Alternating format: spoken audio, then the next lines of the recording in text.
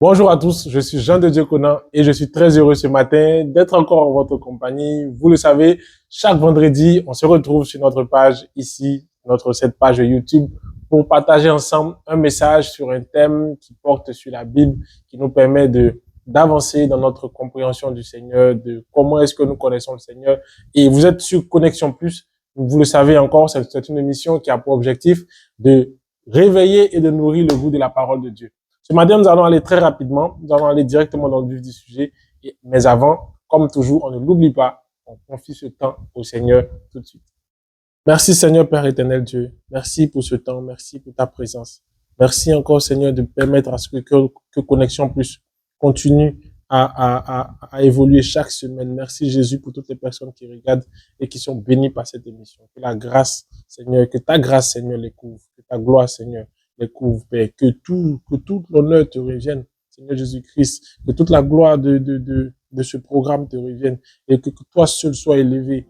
Merci Jésus-Christ. Alors c'est parti, Connexion Plus tout de suite.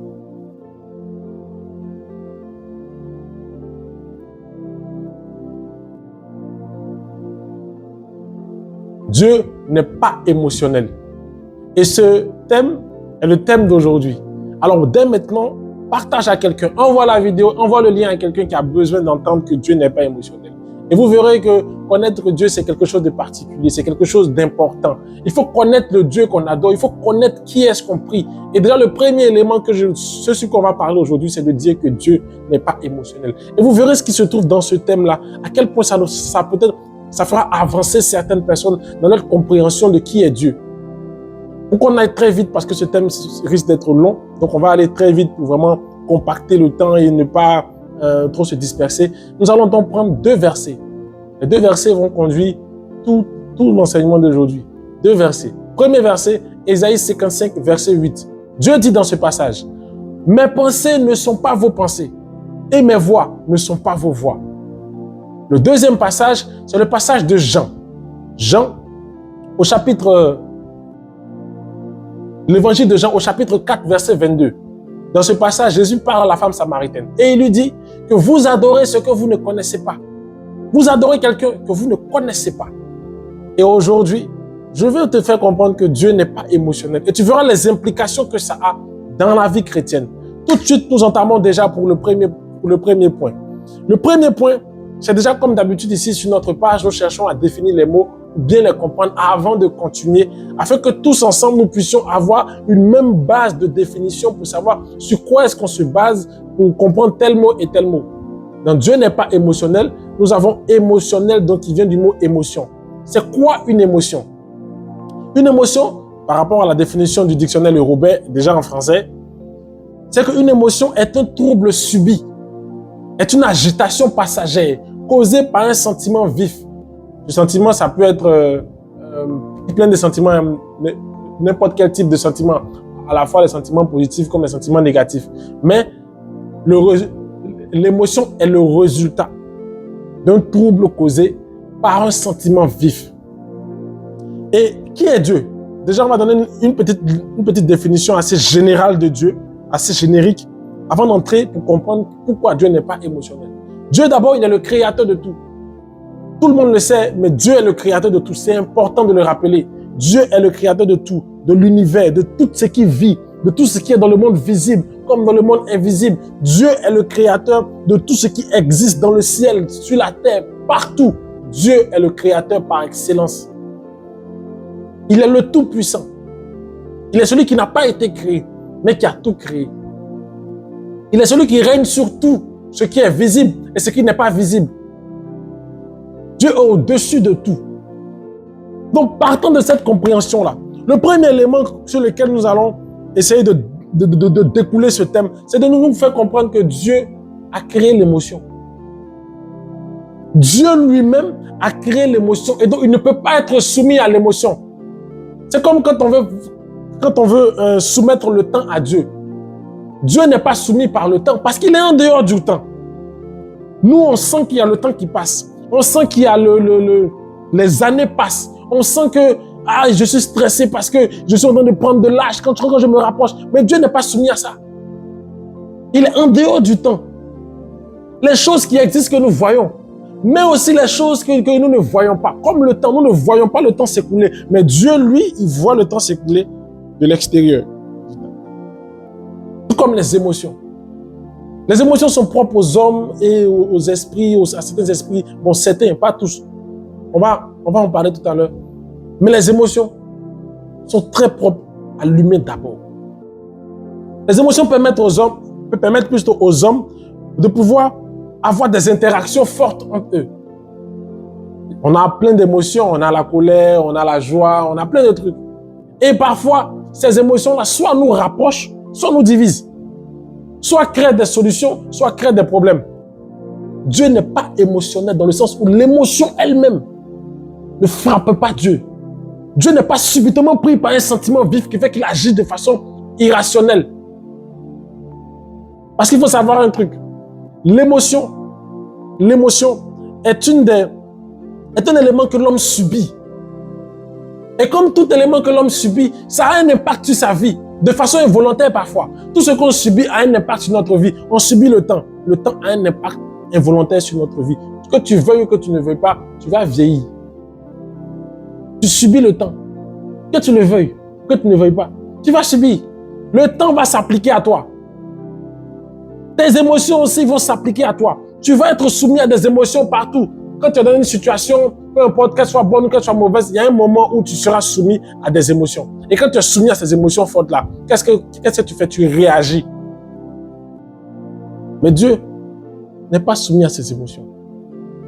Vous allez voir, peut-être que tu te dis, ah mais je ne vois pas trop ce que ça peut m'apporter, mais je vais te faire comprendre un truc. Suis encore pendant un moment, tu verras pourquoi est-ce que le fait de comprendre que Dieu n'est pas émotionnel va changer ta façon de prier. Le fait de comprendre que Dieu n'est pas émotionnel va changer ta façon de le voir. Le fait de comprendre que Dieu n'est pas émotionnel va changer ta façon de te rapprocher de lui. Le fait de comprendre que Dieu n'est pas émotionnel va changer ton rapport avec Dieu. Parce que souvent, nous les chrétiens, on pense que Dieu est émotionnel. Et que parce que nous, souvent, on est ballotté d'un côté par la colère, ballotté d'un côté par la joie, ça sous-entend que Dieu aussi, il en est de même pour Dieu. C'est faux. Jésus dit à la femme samaritaine que vous adorez ce que vous ne connaissez pas. Et il y a beaucoup de chrétiens aussi qui prient un Dieu qu'ils ne connaissent pas. Beaucoup de chrétiens ne se rendent pas compte qu'aujourd'hui, c'est vrai qu'il y a tellement d'éléments qu'il faut dire sur ce qu'on ne connaît pas de Dieu, ou ce que, en tout cas, beaucoup de chrétiens ne connaissent pas de Dieu. Mais aujourd'hui, on commence par le simple fait que Dieu n'est pas émotionnel. Ça changera le caractère de ta prière. Ça va changer le caractère de ta prière. Dieu n'est pas émotionnel. Parce que les émotions ramènent à une nature vulnérable. Quand quelqu'un est dans une émotion forte, quand quelqu'un est dans une émotion, il ne se contrôle pas. Oh, Dieu se contrôle. Dieu se contrôle constamment. Dieu n'est pas livré à lui-même, livré à tout. Il n'est pas livré à quelque chose qu'il ne maîtrise pas. Autrement, si Dieu peut être livré à quelque chose qu'il ne maîtrise pas, ça sous-entend qu'il n'est pas Dieu. Ça veut dire qu'il ne maîtrise pas tout. Or, Dieu maîtrise tout. Donc, l'émotion ne peut pas lui être appliquée. Dieu n'est pas émotionnel. Je le rappelle, hein, Dieu n'est pas émotionnel. Et quand tu vas comprendre ce que c'est que Dieu n'est pas émotionnel, tu vas voir que ta vie chrétienne va changer. Elle va prendre un boost. Deuxième élément. Parfois dans la Bible, et je veux finir avec tous ces éléments qui sont vraiment qui ressemblent à des définitions, des expressions qu'il faut rapidement qu'on soit d'accord dessus avant de toucher le vif du sujet. Parfois dans la Bible, vous allez voir qu'il y a des éléments où, il y a certains passages où on montre la colère de Dieu, où on montre des éléments comme ça qui semblent présenter Dieu en train de manifester une forme d'émotion. Sachez que dans la Bible, et comme on le dit chez nous les chrétiens, la Bible a été écrite par des hommes qui parfois, on peut expliquer ce qu'ils ont compris de Dieu avec des mots humains, avec leur compréhension humaine en fait. Il y a des éléments qu'ils ne pouvaient pas expliquer différemment. Il fallait qu'on explique ça avec une compréhension humaine. Ce que Dieu est en train de manifester là, pour nous les humains, on appelle ça la colère. Chez nous les humains, ça s'appelle la colère. Donc on écrit la colère. Ce qui laisse à penser souvent que Dieu a une forme d'émotion, mais Dieu n'en a pas. Dieu n'a pas d'émotion. Dieu n'est pas émotionnel. Il n'a pas d'émotion. Il n'est pas d'âme. Il n'est pas soumis aux émotions. Et je pense que même si Dieu manifeste une émotion, C'est même volontaire. Pour transmettre une forme de message aux hommes. Mais lui-même, Dieu, il n'est pas soumis aux émotions. Tel que les émotions agissent sur nous, ça n'a aucun effet sur Dieu. Aucun. Est-ce que vous vous imaginez un Dieu qui est totalement en colère à tel point qu'il oublie tout ce qu'il a dit? Dieu n'est pas comme ça. Est-ce que vous imaginez un Dieu qui est tellement en joie qu'il oublie tout ce qu'il a dit? Dieu n'est pas comme ça. À tel point qu'il transgresse ce qu'il a dit parce qu'il est tellement en joie. Quand les hommes sont heureux, souvent quand tu es tellement heureux, tu es tellement dans la joie, tu commences à dire des bêtises. Tu peux prendre des décisions comme ça, sur un coup de tête comme ça, parce que tu es joyeux. Et puis après, quand l'émotion se calme, tu te rends compte que j'aurais dû réfléchir un peu. André, j'ai vite parlé. Parfois, c'est pareil quand tu es dans la colère. Quand tu es dans la colère, tu dis des choses, tu parles, et puis après, tu te rends compte que j'aurais dû réfléchir un peu. J'aurais dû prendre le temps de réfléchir. Je me suis laissé conduire par une émotion qui m'a poussé à dire des choses que je ne voulais pas. Et puis aujourd'hui, je me retrouve dans un problème. Parce que tout simplement, c'est que j'ai dit en train de me condamner. Dieu n'est pas émotionnel. Dieu n'est pas émotionnel. Et c'est maintenant qu'on va entrer dans le vif du sujet. C'est la partie que j'aime. Comment est-ce que nous devons comprendre et appliquer le fait, et plutôt, ajouter dans notre façon de connaître Dieu que Dieu n'est pas émotionnel. Premièrement, quand tu pleures dans tes prières, ça ne sert à rien. Ça te choque, hein? Mais quand tu pleures dans tes prières, quand tu pleures dans tes prières, en fait, ce n'est valable que pour toi-même. Peut-être que tu te libères, c'est bien, c'est bon, mais ça n'a aucun effet sur Dieu directement. En fait, ce n'est même pas... Certaines personnes pensent que plus je vais pleurer, plus ça va toucher Dieu. Ça ne va pas toucher Dieu. Parce qu'il n'est pas soumis aux émotions. Les émotions n'ont pas d'impact sur lui. Oui, Dieu peut entendre le cri, parce que Dieu peut comprendre la douleur d'un homme et l'aider. Parce que lui-même, Dieu a dit, je serai ton Dieu.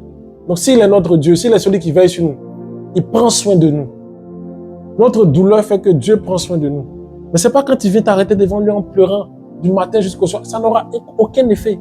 Si les hommes étaient capables de modifier l'action de Dieu, rien que par leurs pleurs, il y a des gens qui sont les vrais acteurs. Les vrais acteurs peuvent pleurer les larmes de leur corps. On a fait prier qu'on lui pleure. Pourtant, un menteur. Tout ce qu'on a fait, c'est du cinéma. Nous les hommes, même on est là, on est touchés parce que, le gars là vraiment, son affaire lui fait mal. Ouais, la go là, elle est touchée par le Saint-Esprit. Mais rien, c'est du cinéma. Si Dieu était touché par les émotions, ces éléments allaient avoir un effet sur lui. Le Dieu que tu es en train de prier là, permettez-moi du terme, mais le Dieu que tu es en train de prier, il s'en fout du fait qu'on pleure ou qu'on ne pleure pas. Ça n'a aucun effet sur lui en fait. Ce qui est important pour Dieu, c'est l'état de notre cœur. Avec quel cœur on vient prier? Est-ce que dans notre cœur, on est vraiment en train de le reconnaître comme Seigneur et Sauveur et qu'on vient pour lui demander quelque chose? Parfois, même tu es en train de prier pour dire, Seigneur, j'ai fait telle chose, ça me fait mal, je vais arrêter. Mais dans ton cœur, tu ne regrettes même pas. Tu ne regrettes pas. Dieu regarde l'état de notre cœur. Il regarde ce qu'il y a à l'intérieur de nous. Il ne regarde pas nos émotions. Tu viens pleurer parce que tu es devant les gens, tu veux que ça n'a qu'à nous toucher. Mais Dieu n'en a rien à faire. Ce que Dieu regarde, c'est l'intérieur de notre corps. Notre cœur plutôt. Tu ne peux pas être en train de prier le Seigneur et puis avoir intentionnellement l'envie qu'il soit touché par ta façon de faire, touché par ta façon de pleurer, touché par ta façon de crier. Ça n'a aucun impact sur Dieu. Aucun. Si tu étais quelqu'un qui était habitué à pleurer pour que Dieu soit touché, comprends aujourd'hui pourquoi est-ce que tes prières ne sont pas exaucées. Parce que tu pleures pour rien. Ton cœur n'a pas l'élément qu'il faut pour que Dieu agisse. Dans ton cœur, tu n'as pas les sentiments qu'il faut. Est-ce que tu regrettes ce que tu es en train de faire? Tu viens te mettre devant les pieds du Seigneur, au pied du Seigneur pour prier, pour demander pardon. Mais est-ce que tu regrettes? Si tu ne regrettes pas pleurer pendant 4 heures, 5 heures, 6 heures, 10 heures, ça ne sert à rien. Dieu dit ici dans Ésaïe 55, 8 que mes pensées ne sont pas vos pensées. Donc de la façon dont nous pensons, de la façon dont on pense que quand normalement on voit quelqu'un pleurer, ça doit toucher, ça doit créer de la pitié. Cette pensée, elle est humaine. Elle ne concerne pas Dieu. Dieu ne pense pas comme ça. De la façon dont les hommes pensent, Dieu ne pense pas comme ça. Dieu ne pense pas comme ça. Dieu ne pense pas. J'ai envie d'entrer dans un thème qui va peut-être bousculer certains. Regardez, dans la Bible, il y a certains moments où Dieu même a autorisé, dans l'Ancien Testament surtout, avant l'avènement de la grâce, Dieu a autorisé que qu'à certains moments, son peuple Israël aille exterminer un peuple. Dieu a permis cela. Est-ce que vous pensez que c'est un Dieu émotionnel qui ferait ça? Deuxième élément. Aujourd'hui, on peut voir dans certains pays, il y a une guerre, les gens nous mettent, ça nous fait pitié, puis les gens disent, mais Dieu même, il ne voit pas ce qui se passe là. Est-ce que Dieu même, il ne voit pas que, Dieu ne peut pas les aider?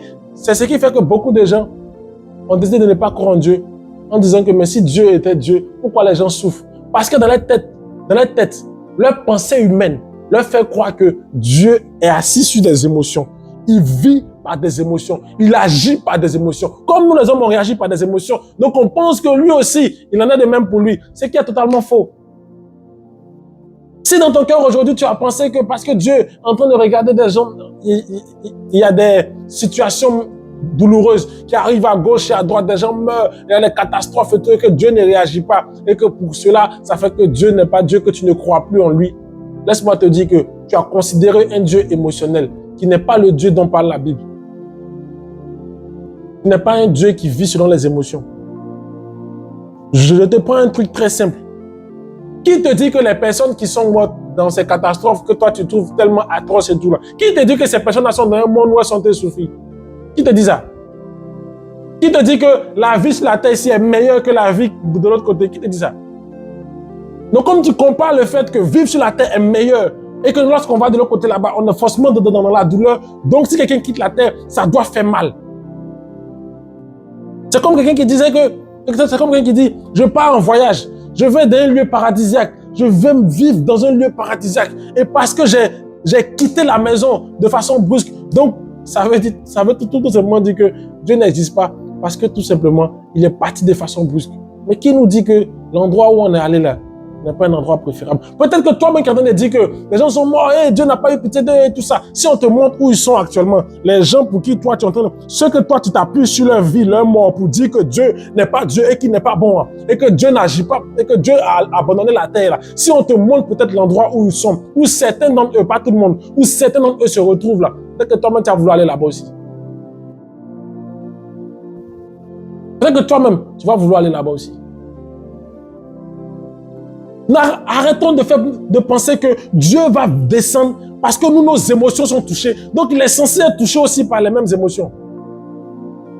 Même sur cette terre ici, là, nous tous ne subissons pas les mêmes émotions au même moment. Il y a des gens, ils sont stoïques devant des situations qui sont censées faire mal. Il y a des gens, il y a des hommes même qui sont stoïques. Ils sont calmes dans des situations où on doit manifester de la colère. Il y a des gens qui sont très calmes dans des situations où on doit manifester de la joie. Il y a des gens, ils n'ont aucune pitié. Ça, c'est des hommes. Et parce qu'ils se comportent comme ça, ils arrivent parfois à prendre de grandes et de bonnes décisions. Regardez un peu nos dirigeants. Plus quelqu'un est dirigeant, plus quelqu'un dirige de grandes choses.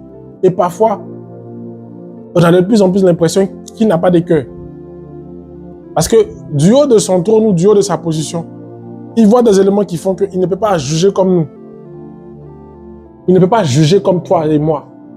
Dieu ne peut pas juger comme toi et moi. Il n'est pas émotionnel. Arrête de faire croire, arrête de penser que parce que toi tu vas avoir une façon de venir prier, de venir crier à Dieu. Souvent, il y en a qui disent qu'on lui parlait mal même comme ça, il va essayer d'agir un peu. Mais tu te trompes. Tu te trompes. Dieu ne peut pas être manipulé. Les émotions sont suffisamment utiles pour manipuler. Si quelqu'un veut vous manipuler, il utilisera vos émotions et vos sentiments. Si quelqu'un veut vous manipuler, il utilisera vos émotions. C'est à travers les émotions qu'on arrive à manipuler les gens. C'est à travers l'émotion qu'on crée qu'on arrive à manipuler les gens. Pourquoi aujourd'hui, vous allez voir que dans les médias, il n'y a pas la bande de pays, mais de la façon dont ils vont expliquer ça sur telle chaîne, tu vas supporter les mauvais. Parce qu'on t'a présenté la situation avec une émotion tellement forte que tu as dit, mais pourquoi lui il peut agir comme ça? C'est que c'est ceux-là qui sont les bons. Pourtant, dans la réalité, tu as fouillé. Peut-être tu vas aller sur le terrain, tu as rencontré, on nous a menti. Lui qu'on pensait que c'était le mauvais là. c'était lui le bon. Pourquoi? Parce que les émotions t'ont manipulé. Quand tu viens devant Dieu avec l'intention que pleurer, crier, faire des choses pour manifester certaines émotions, ça doit le toucher. Mais t'assures que quelque part, tu es en train de chercher à manipuler Dieu. Tu vois que Dieu ne répond pas à tes prières. Parce que tu viens avec une mentalité de manipulateur, de manipulatrice. Tu viens dans sa présence avec l'intention de le manipuler pour qu'il prenne ta défense. De le manipuler. Dieu ne réagit pas parce que cette manipulation ne fonctionne pas sur lui. On adore parfois, on entend, certains vont prier un Dieu qu'ils ne connaissent pas. Et parce que vous ne connaissez pas Dieu, parce que beaucoup ne connaissent pas Dieu, donc ils vont vers Dieu avec la mauvaise mentalité. Ils vont en pensant que Dieu est un Dieu d'émotion, un Dieu qu'on peut toucher facilement. Autant Dieu n'a pas d'émotion, autant les anges n'ont pas d'émotion. Les anges n'ont pas de parti pris. Leur seul parti, c'est Dieu. Si Dieu a demandé à des anges, descendez, allez-y, détruire tel truc, quand ils descendent, ils n'ont rien à faire du fait qu'il y ait des enfants, qu'il y ait des femmes enceintes, qu'il y ait des ceci, qu'il y ait des hommes pauvres, qu'il y ait des hommes riches. Ce n'est pas leur problème. Quand ils sont descendus pour détruire Sodome et Gomorrhe, pensez-vous qu'il n'y avait pas des enfants dans Sodome et Gomorrhe? Il y en avait. Il y en avait des enfants. Aujourd'hui, on trouverait scandaleux qu'il y ait une destruction de toute une ville comme ça. Femmes, hommes, enfants, tout le monde, vieillards, tout le monde, handicapés, tout le monde. Mais ils n'ont pas d'émotion. Ils obéissent à ce que Dieu leur a demandé de faire. Simplement et clairement. Parce qu'au fond, ce que nous voyons dans la vie active aujourd'hui, ce que nous voyons dans notre réalité ici, n'est pas toujours vrai. Nous-mêmes, nous sommes manipulés par le monde dans lequel nous sommes. Parfois, nous sommes manipulés par ce que nous regardons, par ce que nous voyons, par ce que nous entendons. Aujourd'hui, là où nous sommes aujourd'hui, il est tellement difficile de savoir où se trouve la vérité. Pourquoi? Parce qu'il y a tellement de mensonges qui se sont infiltrés. Et on est obligé aujourd'hui de trier. Pourquoi? Pour créer, parce que tous ces mensonges se sont infiltrés pour manipuler les chrétiens. Pour manipuler les hommes de Dieu, pour manipuler les chrétiens, pour manipuler les femmes, les hommes, les enfants, tous ceux qui ont envie de suivre réellement le Seigneur. On nous a fait croire dans certains enseignements que si tu viens devant le Seigneur et que tu viens le cœur en train de pleurer, que si tu arrives devant le Seigneur, on nous a fait croire souvent dans les églises, dans les adorations, que les gens qui pleurent sont les plus touchés par le Saint-Esprit. Mais c'est faux. C'est faux. On nous a fait croire que si quelqu'un est en train de prier comme ça et que ses larmes coulent là, ça veut dire que le Saint-Esprit est là. Mais c'est faux. L'un n'implique pas l'autre. Pleurer n'implique pas que le Saint-Esprit est là. Pleurer n'implique pas que le Saint-Esprit est là. Ça peut le faire, oui, ça peut le montrer pour certaines personnes dans certaines conditions. Mais ça ne veut pas dire que c'est toujours vrai. On prie avec. Souvent, il y a des gens, on arrive à la prière. Si on a prié le Seigneur et que lui, à l'instant là, il n'a pas senti des frissons, c'est que Dieu n'était pas là. Quand lui, il arrive et qu'on est en train de prier, si ça n'a pas tremblé, s'il n'y a pas eu froid et chaud en même temps, si son corps n'a pas bougé en lui-même, s'il n'a pas senti que son cœur voulait sortir pour revenir, c'est que Dieu n'était pas là. Hey. Les hommes se trompent. Les hommes jugent la présence de Dieu par rapport à l'atmosphère qui est en train de se présenter. Pourtant, l'atmosphère ne donne pas toujours raison. L'atmosphère ne donne pas toujours... l'atmosphère n'est pas le baromètre pour mesurer la présence de Dieu. L'atmosphère n'est pas le baromètre. C'est un baromètre. On peut savoir à partir de là si Dieu lui-même décide que l'atmosphère soit chargée de lui. Mais parfois, Dieu arrive de façon silencieuse. Il n'y a rien dans l'atmosphère qui montre qu'il est là. Mais il est là. Mais parfois, il est beaucoup plus là même. Il est bien plus présent aujourd'hui. Malgré qu'aujourd'hui, on ne sent rien du tout. Les gens ont basé leur foi, ils ont basé leurs sentiments, ils ont basé leur capacité à prier, ils ont basé la vérité sur les émotions, les sentiments, sur ce qu'ils ressentent. Si on est en train de prier et que les gens sont tombés, ça veut dire que Dieu est là. C'est faux. C'est faux. Ça ne veut pas forcément dire que Dieu est là. Oui, ça peut le dire dans certains cas, mais pas dans tous. Si tu utilises ça pour te positionner, pour dire que Dieu est là, tu te trompes. Dieu est là lorsque le Saint-Esprit témoigne de sa présence. Et ça n'a rien à voir avec les émotions. Ça n'a rien à voir avec le fait que les gens tombent. Moi, j'ai déjà vu des gens tomber, mais on sait que, moi, je sais, la façon dont ils sont tombés hier. Eux, mon yeux sont croisés. Je sais que c'est de la comédie qu'ils sont en train de jouer.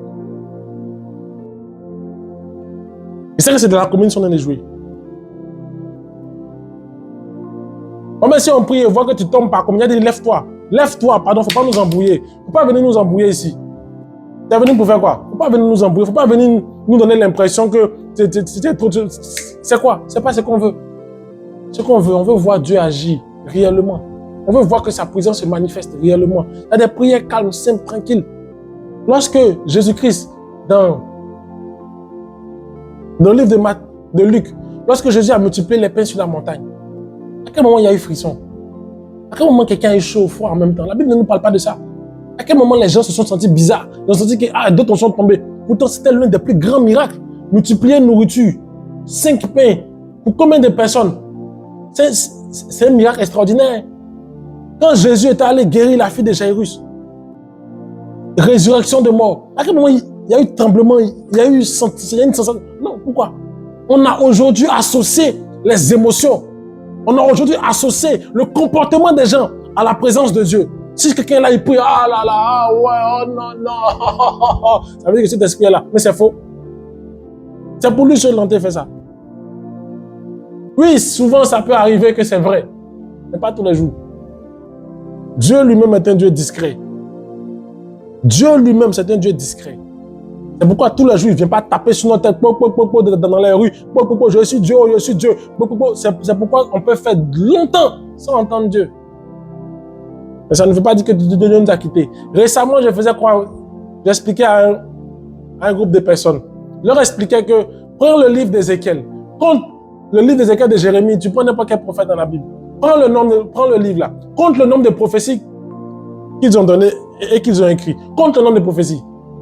Quand tu comptes le nombre de prophéties là, étale ça sur le nombre de jours. Si tu veux même prendre verset par verset, laissons même prophétie. Prenons verset par verset. Disons que Dieu même lui révélait un verset par jour. Et puis, on va trouver ça rapidement ici. Dans le livre d'Ézéchiel, il y a 1273 versets. 1273 versets. Supposons même que Dieu lui donnait un verset par jour. Ça fait combien de temps? Ça fait 1273 jours. Une année, 365 jours. En combien d'années il a fini de dire ça? En 3 ans, en 3-4 ans maximum, il a fini toutes ses prophéties. En 3-4 ans, il a fini toutes ses prophéties. Le grand prophète Ézéchiel. Si on doit prendre, même si on doit considérer un verset par jour, prenons même Jérémie. Dans le livre de Jérémie, il y a 1364 versets. Prends un verset par jour, ça fait 1364 jours. Ça fait combien de jours? Ça fait autour de 4 ans et demi. 4 ans et quelques mois. Jérémie a vécu beaucoup plus d'années que ça. Ça veut dire qu'il y a des moments, Jérémie était assis, il pouvait faire une semaine, 1 mois, 2 mois, 3 mois. Dieu ne parlait pas. Dieu n'est pas un Dieu bavard. Dieu parle beaucoup, mais il n'est pas bavard. Dieu s'exprime beaucoup, mais il n'est pas bavard. Il y a beaucoup de choses même que Dieu te dit. C'est pour toi et lui. C'est entre vous deux.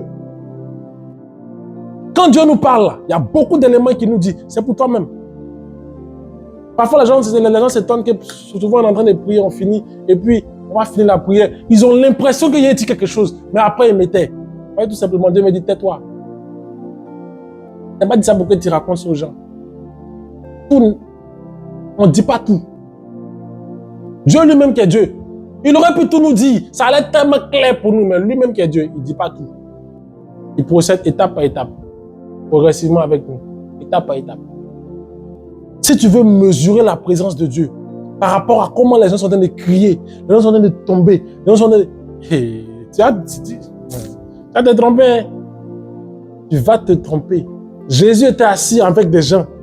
Jésus lui-même, il était assis avec les disciples. Les gars ne tremblaient pas tous les jours. Tous les jours, pendant 3 ans et demi, ils ont marché avec lui. Combien de fois ils ont tremblé par leurs émotions? Combien de fois d'autres ont vu des manifestations extraordinaires? Il y a des jours où rien ne se produisait.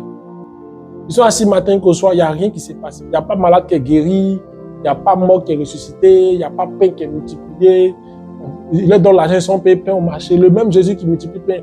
Souvent, on est dans l'argent, donc on va aller payer pain au marché pour qu'on vienne manger. Ils vont payer pain, ils viennent manger. Tout ne portait pas sur le miracle.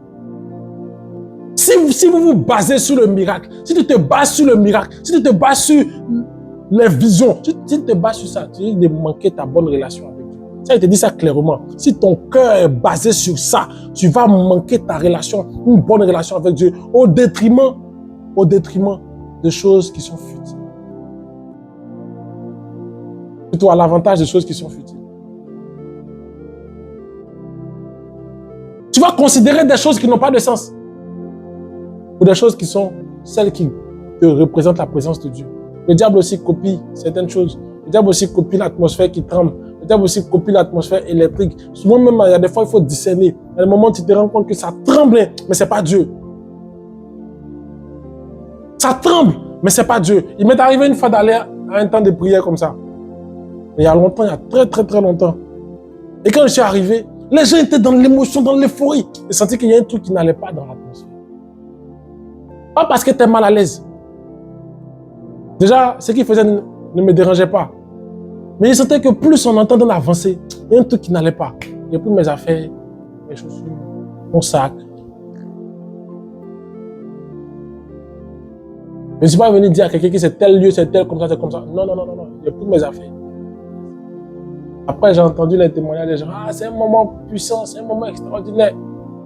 Gloire à Dieu. S'ils ont été bénis, gloire à Dieu. Mais moi, je n'ai pas senti que c'était Dieu. Donc, je suis parti. Peut-être que Dieu voulait juste qu'il parte. Et ce n'était pas pour moi. C'était possible. Mais je veux dire à quelqu'un que si dans ton cœur, tu n'es toujours pas en train de comprendre que Dieu, le Dieu que tu pries là, tes pleurs, tes gémissements ne lui disent absolument rien. C'est l'état de ton cœur qui est important. L'état de ton cœur. Avec quoi tu viens dans ton cœur dans sa présence. Il y a des gens même qui vont prier et puis ils ne sont même pas sincères. Lui-même il prie et puis il ment dans sa prière. Toi-même tu pries et puis tu mens dans ta prière. Toi-même, tu es en train de prier. Tu parles à celui qui sait tout et puis tu mens dans la prière. Si tu vois que nous les hommes on savoir puis ça te fait bizarre, parle dans ton cœur. Mais sois sincère. Si tu mens encore dans ta prière, c'est à qui tu peux dire la vérité. Un homme qui ment à Dieu, c'est à qui il peut dire la vérité. Dieu même qui voit tout. C'est qu'il voit, Dieu sait. Il sait que Dieu sait. Il est conscient que Dieu sait, mais il ment. Tu pries et puis tu mens. En te disant que quand il a transformé un peu les faits, Dieu va être de mon côté. Il y a des gens qui prennent Dieu pour un enfant en fait. Il y a des gens qui prennent Dieu pour un enfant. Ils considèrent que Dieu est un enfant. Ils se comportent avec Dieu comme si c'était un enfant. Comme si Dieu était un enfant. Tu considères que Dieu est un enfant. Toi, tu penses que Dieu est un enfant. Parce que ta façon de faire montre que tu penses que Dieu est un enfant. Que toi, du haut de tes combien d'années, 50, 40, 60, 20, 35 ans, tu es capable de le manipuler si tu lui dis les choses d'une certaine façon. Un jour, j'étais avec quelqu'un, puis il m'expliquait une affaire où ils n'ont même pas fini de parler. Il était en petit échange, ça se passait mal avec une femme. Et puis, en même temps, il a commencé à appeler la justice divine. Aïe, petit affaire, on entend parler ici des chaises, on a... Elle a appelé en même temps la justice divine. Que le Dieu de ceci, le Dieu de cela, le Dieu... Attends, toi tu penses que si Dieu arrive, parce que toi tu l'as appelé en premier, c'est toi qui va venir défendre. Tu appelles la justice de Dieu. Dieu est juste. Donc s'il arrive là, il va juger avec justice. Il ne prendra ni la part de l'un, ni la part de l'autre. Dieu va juger avec justice. Tu penses que parce que c'est toi qui l'as appelé, Dieu va te défendre. Donc c'est que ceux qui n'ont pas raison, quand ils vont appeler Dieu, Dieu sera injuste alors. Parce qu'il va prendre la défense du mauvais côté. Évitez de toujours chercher à appeler la justice de Dieu dans tout. Il y a des gens, petit tout, justice divine. Justice de Dieu. Dieu, fais-moi justice. Évitons ça. Parce que si Dieu arrive dans ça, souvent même, il pense qu'il y a des prières comme que Dieu ne considère même pas. Parce que s'il veut considérer ta prière et qu'il descend en tant que Dieu de justice dans cette affaire où tu l'appelles là, peut-être que ce n'est pas toi, peut-être que ce n'est même pas ta défense qu'il va prendre. Certainement même que ce n'est pas ta défense qu'il va prendre. Certainement que ce n'est même pas ta défense qu'il va prendre. Faisons attention à notre façon de manifester les choses de Dieu. Faisons attention dans notre façon aussi de considérer la présence de Dieu. Faisons attention dans notre façon de prier et de nous présenter devant Dieu. Faisons attention à notre considération de Dieu. Arrêtons de prendre Dieu pour un enfant qu'on peut manipuler avec des prières, avec des paroles douces, mielleuses. Arrêtons de penser que Dieu est un enfant qu'on peut manipuler avec des émotions fabriquées, préfabriquées, créées, montées, comment on dit ça, bricolées. Arrêtons. Arrêtons. Ne touche pas à Dieu. Ça te met juste dans une position désagréable à ses yeux. Sur ce, cette émission est finie pour aujourd'hui. Je vous invite donc pour la semaine prochaine pour qu'on suive le prochain épisode de Connexion Plus. Seigneur Père éternel Dieu, je veux te rendre grâce, mon Dieu, pour ce temps de prière, pour ce moment que tu m'as permis de partager avec mes frères et avec mes sœurs. Que toute la gloire te soit rendue, Seigneur, que tu bénisses toutes les personnes qui ont regardé. Seigneur, que tu bénisses toutes les personnes qui ont compris que venir vers toi, mon Dieu, mon roi, n'est pas une question d'émotion, mais c'est une question de l'état de notre cœur. De venir avec une sincérité, avec une honnêteté dans ta présence, Seigneur. De ne pas considérer Jésus-Christ des choses qui sont futiles ou des choses qui sont obligatoirement des accès vers toi, comme des choses qui sont obligatoirement, Seigneur, des gages de ta présence. Nous voulons juste, Seigneur, mon Dieu, mon roi, vivre, Seigneur, mon Dieu, vivre ta présence vraie, Seigneur, dans l'honnêteté, dans la sincérité.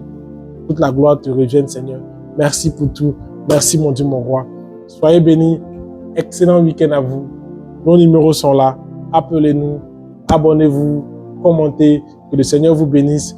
Et pour ceux qui se demandent, c'est un t-shirt de Jean 3,16. C'est une marque de t-shirt. Ce n'est pas du tout rémunéré. Ce n'est pas une publicité. Je le fais pour soutenir un frère dans sa marque de vêtements. Et ils font des vêtements de très bonne qualité. Et pour ceux qui veulent les avoir, écrivez-nous. Il y a une nouvelle collection qui est sortie. Elle est très, très belle.